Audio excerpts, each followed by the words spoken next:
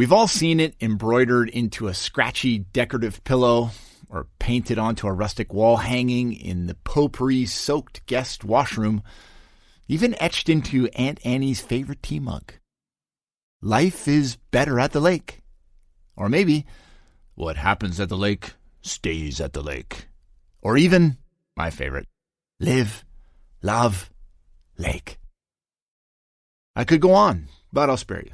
The fact is, these commercialized sentiments are a reflection of what many of us feel when we arrive at a large body of fresh water. A sense of simple purpose and escape. For some, it's a license to relax and watch the children grow older. For others, an opportunity to recreate and stay young. We fish, sometimes we catch, we surf, sail. We might even strip her right down and dive into the glorious dark deep, my favorite kind of baptism. Of course, it helps if you've got some sort of navigable device. You don't need much. Paddleboard, canoe, kayak, laser, Hobie Cat, wind foil, tinner, motorboat, jet boat, sailboat. It all gets you to the same place, really, out on the lake, which is a highly recommended step beyond being, well, basically beside the lake. This entirely non-regular perspective is well worth it. A couple things happen. One, you are floating. Epic. Floating is an entirely awesome experience, except when in a storm, but only if the size of the chosen floatable device is grossly incompetent to said size of waves. But depending on your zest for adventure, still awesome. 2, people keep their distance. Only the scant, rarely seen officials or someone in trouble is allowed to come up on you when you are floating. It's an unwritten rule of the water. This is Wide Berth City. 3, you can go anywhere. Because guess what? You're floating. No roads, no trails, just water. And 4, looking back to shore is, depending on how much time you spend on the lake, an uncommon view. No trees, bushes, or apartment buildings to block the vista. Oh, and a bonus, on a calm day, your beautiful above-horizon view is magically duplicated below the horizon. It's too much. I love lake. So much, I want to live out there, always. Tucked away on a remote beach, offshore floating, of course. No cell service, no clothes, no people. Wait, I already do that. Lucky me.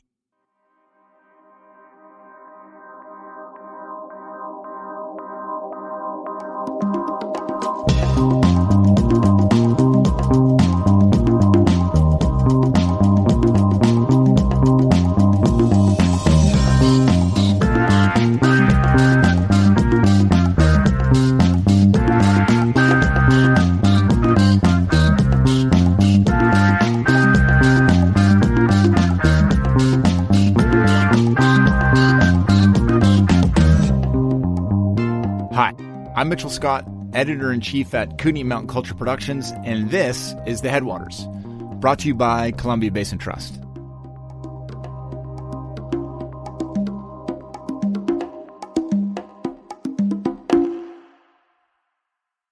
In this episode, we're going to meet some people who take Kootenay lake life a bit more seriously than most.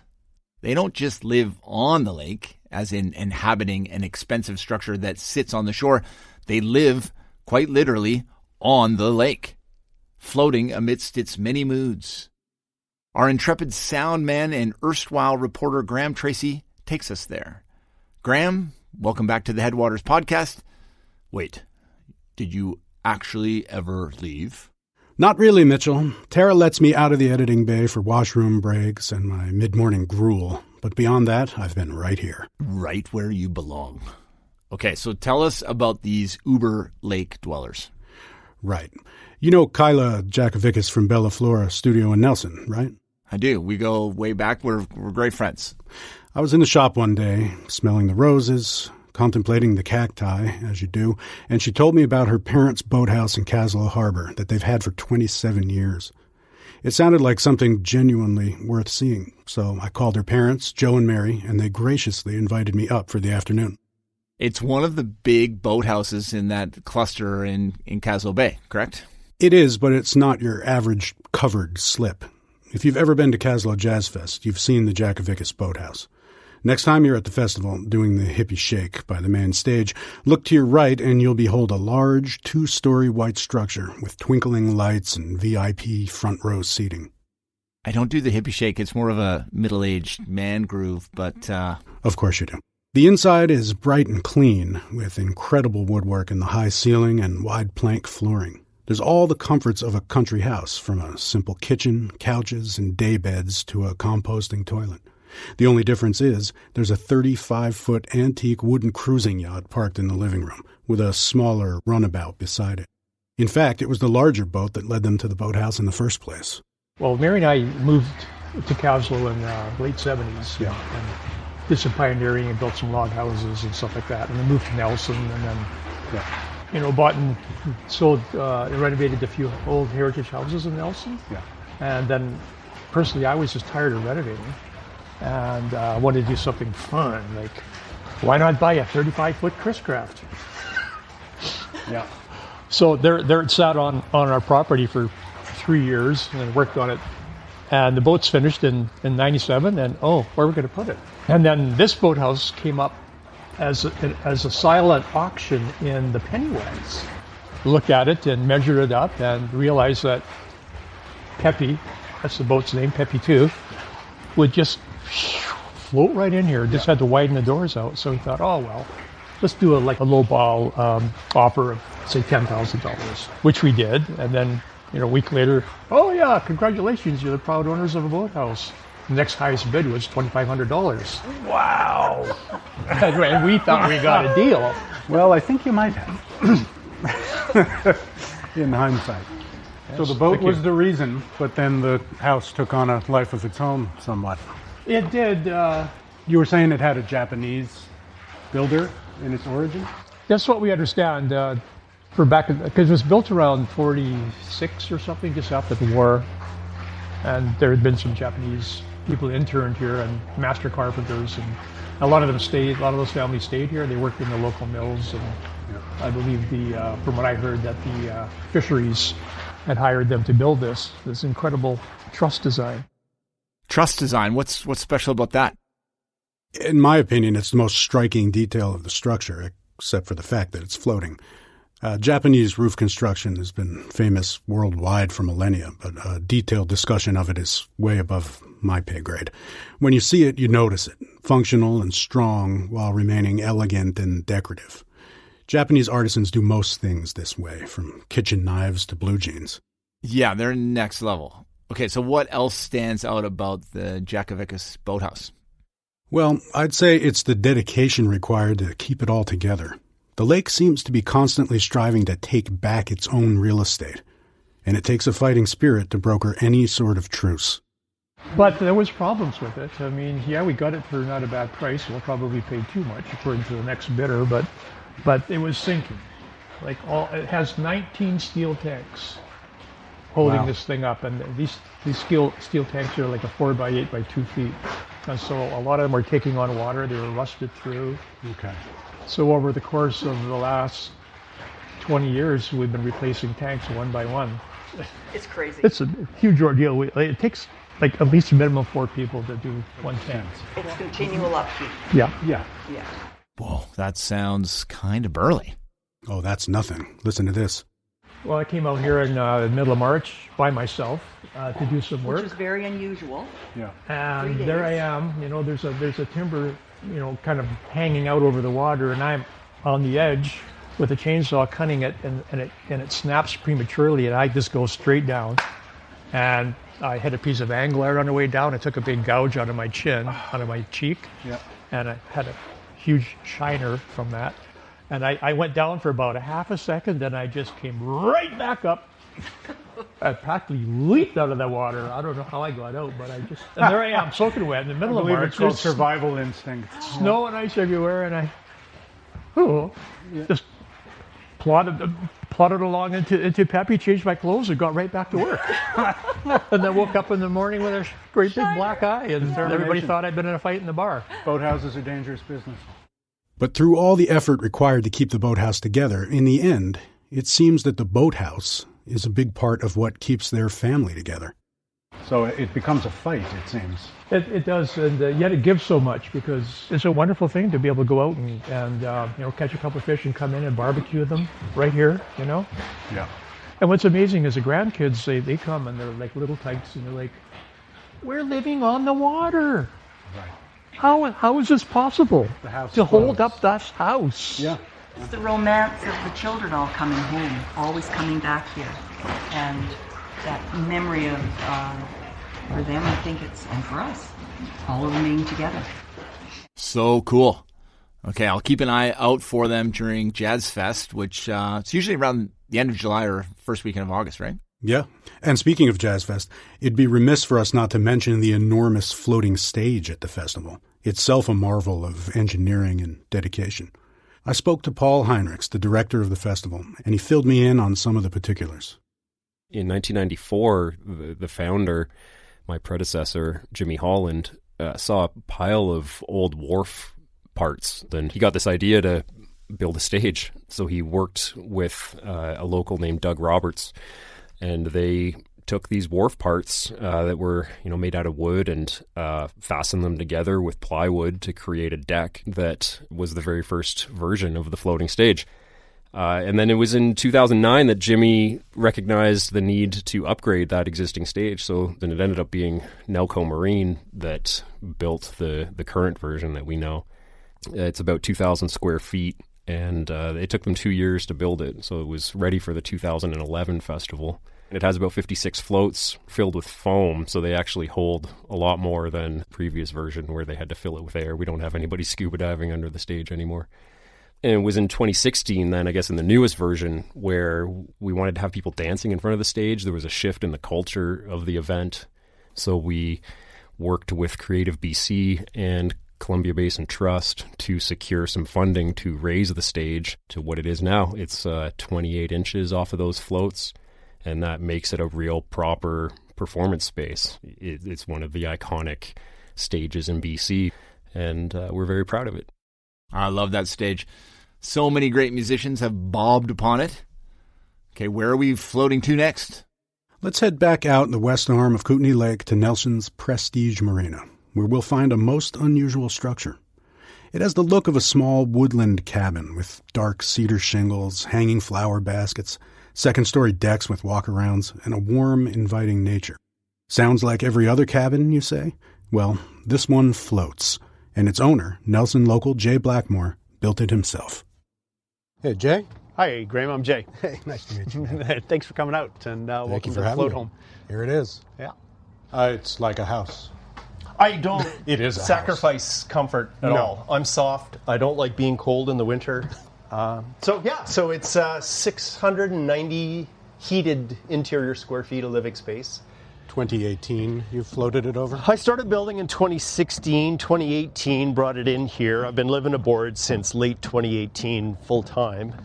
And it's been, it's not like you can get a mortgage or anything. So I've paid for this out of pocket and dribs and drabs as I go. And I imagine you'd have to have a background in several relevant fields to be able to pull something like this off. I work in construction to start with, and then I've been sailing for 30 plus years, so there's quite a familiarity with boats and that.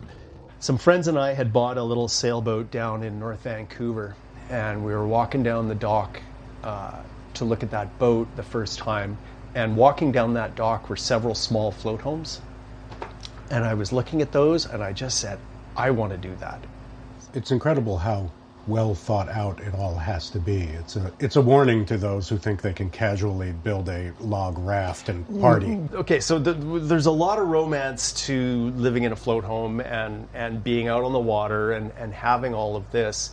But I get a lot of inquiries, whether it's through Instagram or through YouTube, or they just see the float home from on shore here and they want to do the same thing.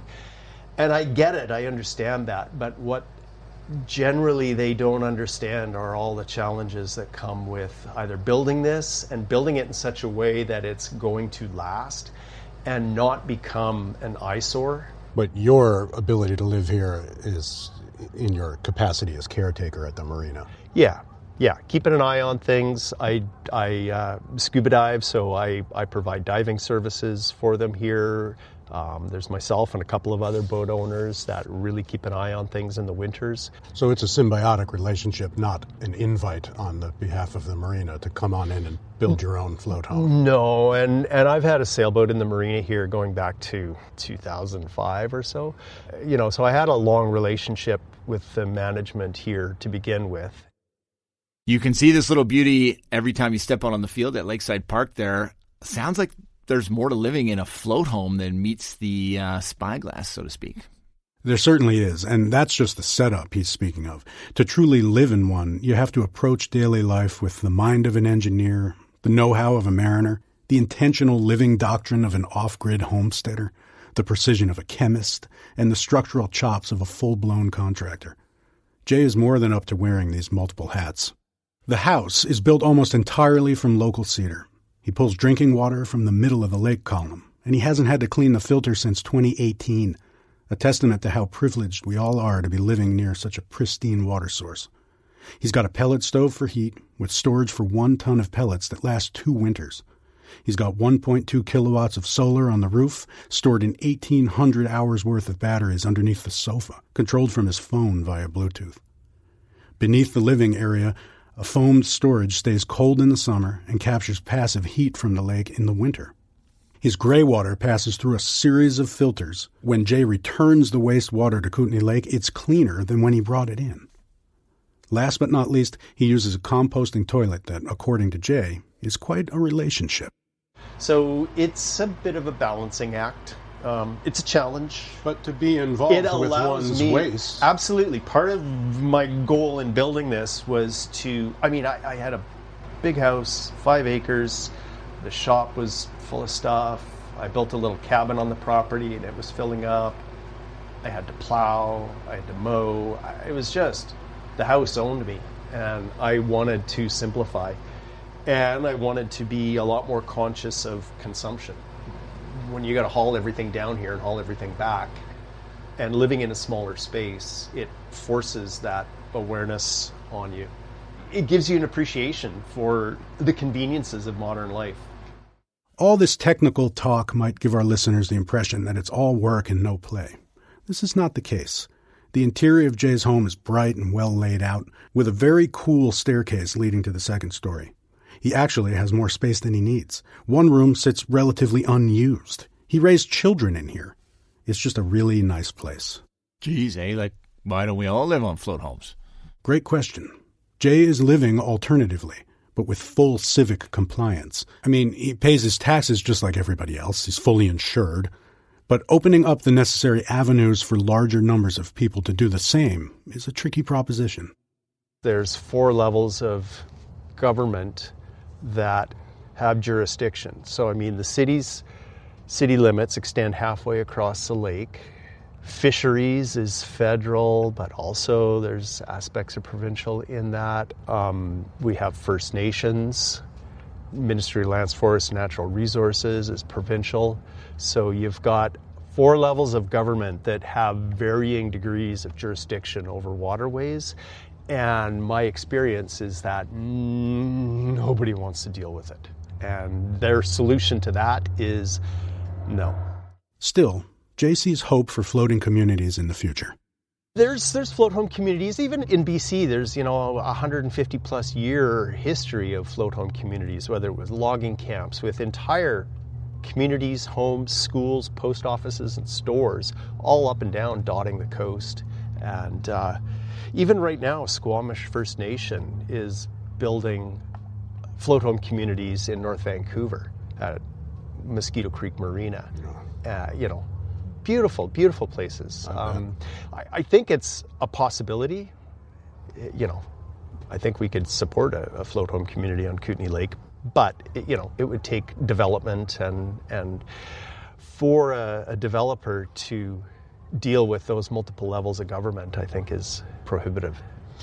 And it's happening slowly. You can see with the city of Nelson being more open to laneway homes, shipping container homes. We all know that there's a massive crisis in housing, and I think we need to be as a society, a culture, a community, a little more open to alternatives that can keep a safe roof over folks' heads. Until that day, Jay will have the best front porch in town, a just reward for his efforts. I have a couple of mallards that are here every year, George and Gracie, that walk right into the house to get fed. So I go get barley from Ellison's, and I can show you videos. I mean, just last week I had 8 otters out here playing. Wow. Yeah, it's lovely. Lots of folks paddle by or come by in their canoes or kayaks and stuff and chat, and then, you know, we sail right out here weekly all through the summer. To bring a couple of plates of dinner out here or coffee in the morning is lovely.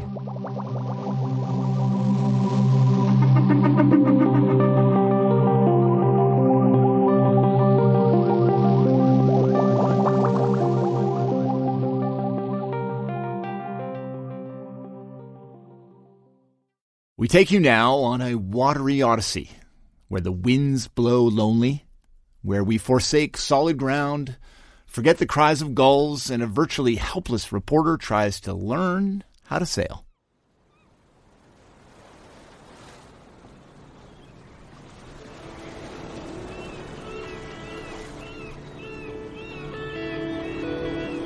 Sailing.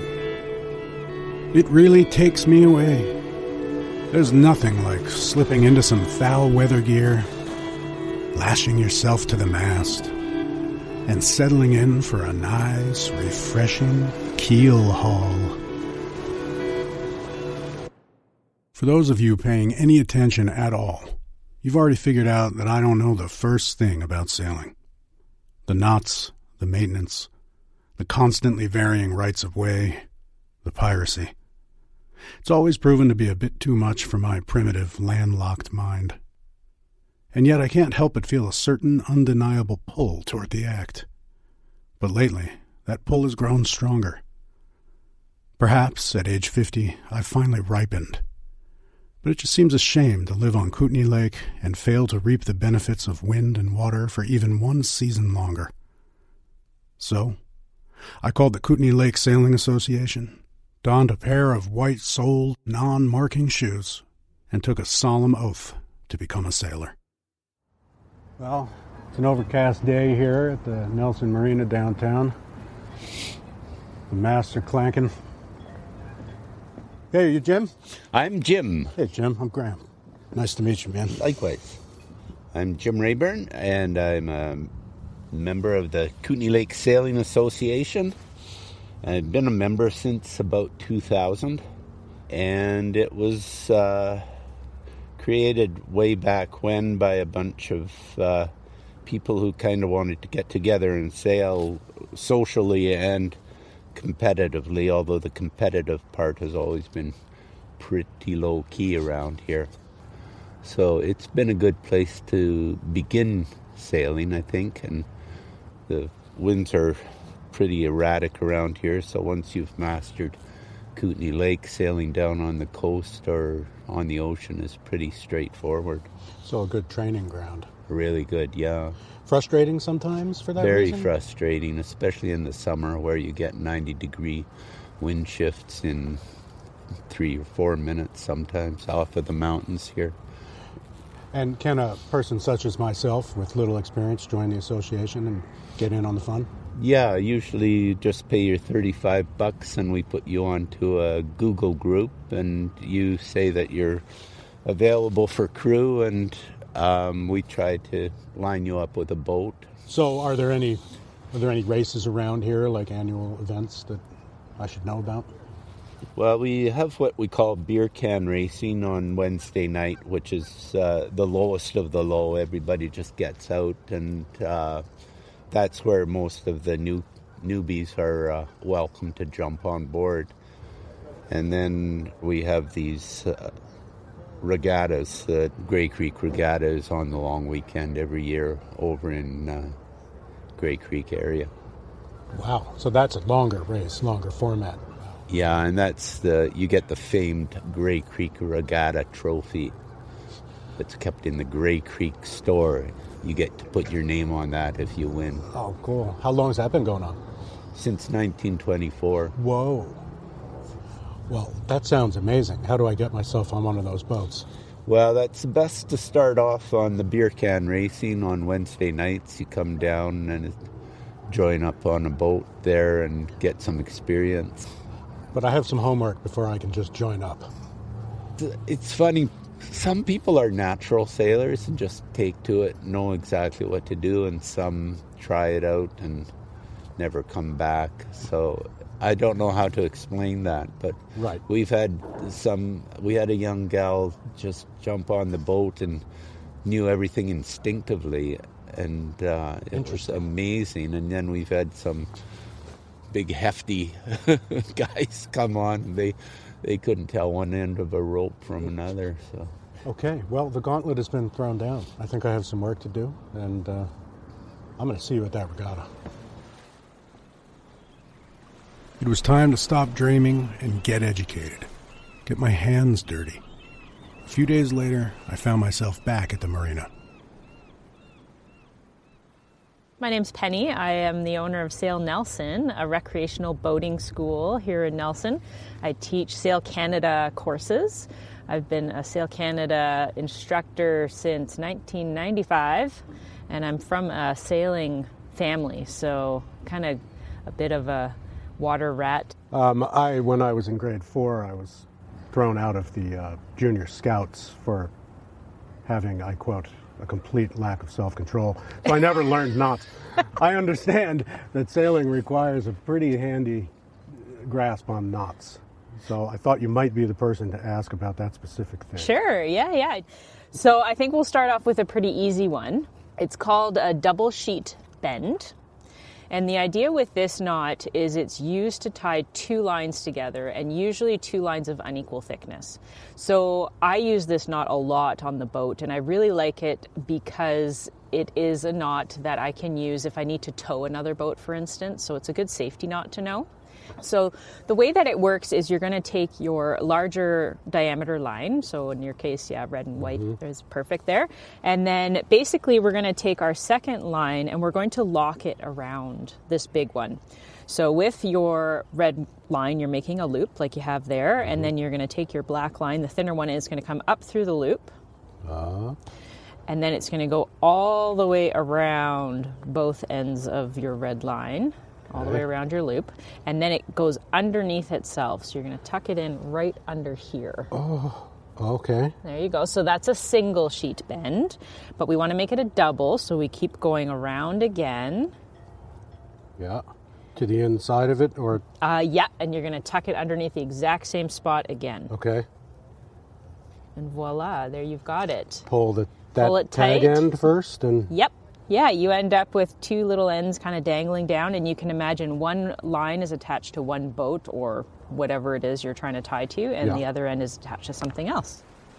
Penny went on to show me several other knots, one being the famous bowline.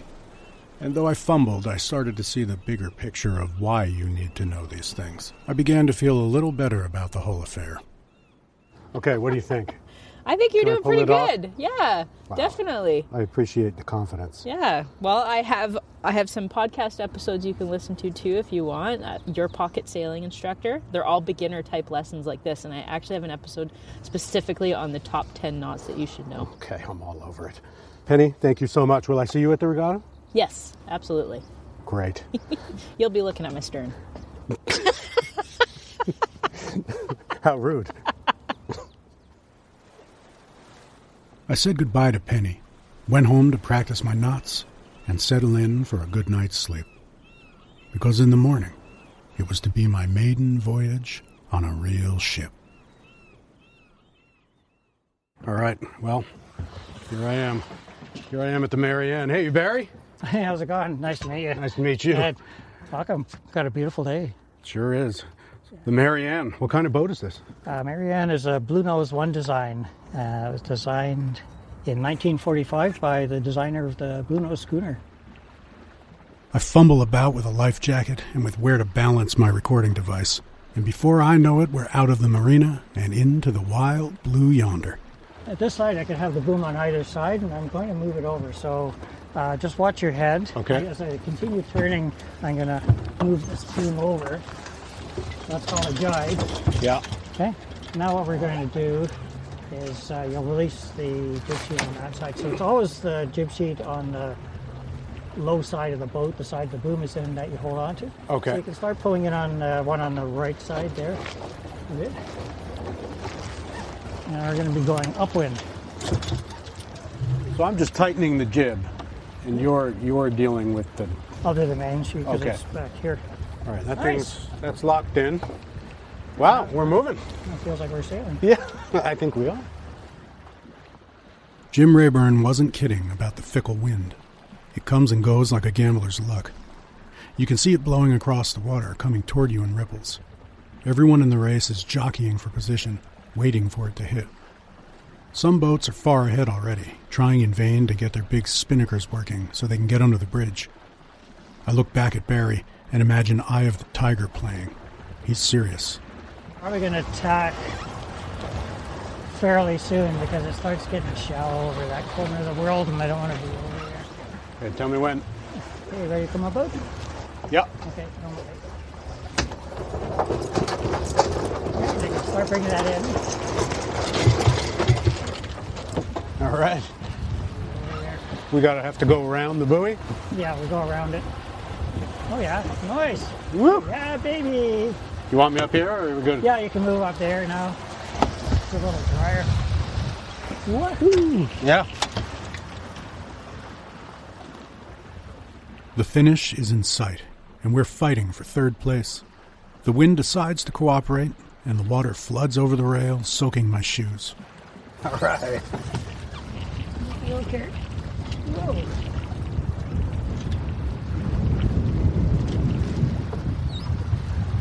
Woohoo! Yeah. Well, hasn't got him over the coaming yet. We just crossed the rail.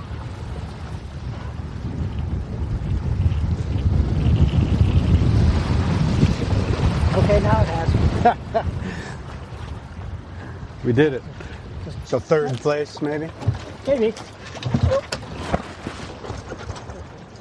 Barry and I motor back into the slip, ready to celebrate our third place finish. There'll be other races, other regattas. I may not be a winner, but darn it, I'm a sailor. Well, we did it, Barry. What do you think? Am I ready for the regatta? Oh, yeah.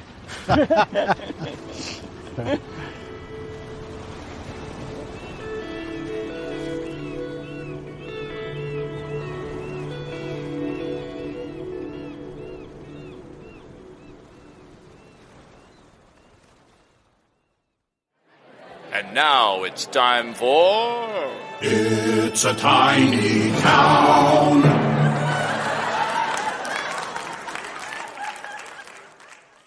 Welcome to Tiny Town, where we stop by those places we usually pass by. This time we're heading to Grey Creek in search of the illustrious Grey Creek Regatta Trophy. And of course, in keeping with the theme of this episode, we're going by boat. Okay, we're pulling into Grey Creek store from the beach. Not too many people do this. A little rough out there. The lake's a little angry. A little windy. A little windy today. As the sailors would say, the lambs are running. Grey Creek, population 250-ish, is on the east shore of Kootenay Lake, about a 10-minute drive south on Highway 3A from Crawford Bay. It took us about 25 minutes crossing by boat from Balfour in some brewing seas. Okay, here we are at the Grey Creek store. Fireworks in stock. Wood stoves. Ah, yes, the infamous Grey Creek store. Legend has it you can buy anything at the Grey Creek store. But first, some history.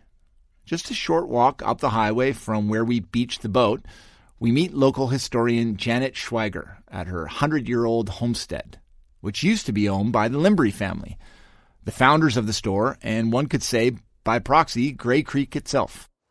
Hello, Janet. Hi, welcome. Thanks for having us. Great. Oh, welcome to Grey Creek. It's one of the more historical properties. I bought the property off of one of the Limbury daughters, Alice Bruce, in 1986. So I've been living here ever since. Wow, cool. Yeah. So this is the original 1912 ranch house. What makes Grey Creek special in your mind? You know, Grey Creek is a really small community with a huge story. And part of it is when the Limburys settled this property, they actually had 200 acres at one time, Arthur Limbury.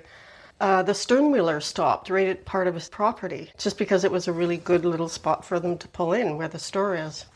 And then there are all these people coming, knock on his door saying, have you got a sandwich? Do you have a spare bed?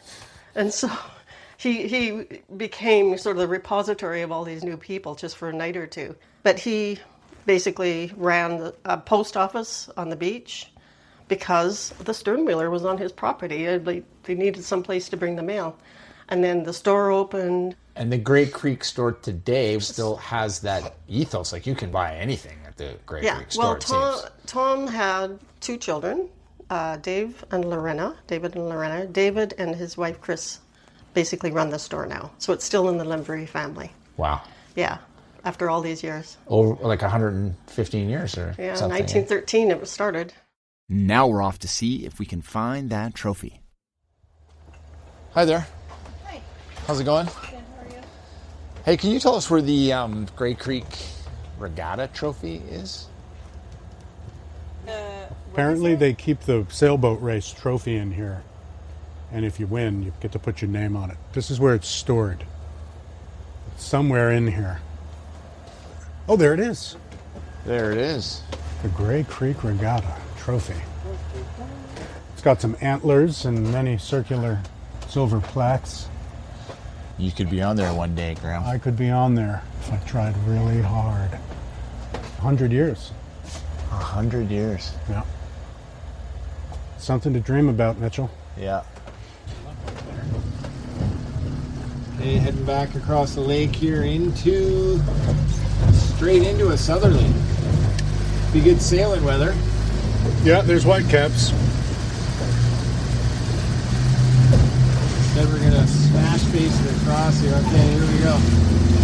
Hopefully the podcast will pay my chiropractor bill.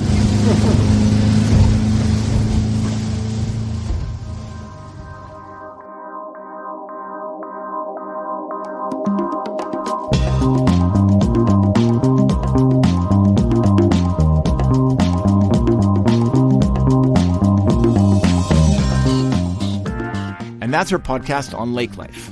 To find out more about the people and places in this episode, make sure to visit headwaterspodcast.com. The Headwaters is brought to you by Columbia Basin Trust.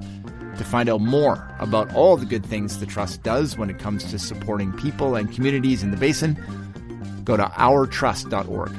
The Headwaters is produced by the fine folks at Kootenay Mountain Culture Productions. A big thanks to our reporter for this episode and our everyday sound engineer, sailor extraordinaire, Graham Tracey. Tara Cunningham is our story editor and producer. Vince Hempsall manages our online content. Stacy Machowski makes all of our custom art. And Jesse Lee our music. I'm Mitchell Scott. Thanks for listening. Go to the lake.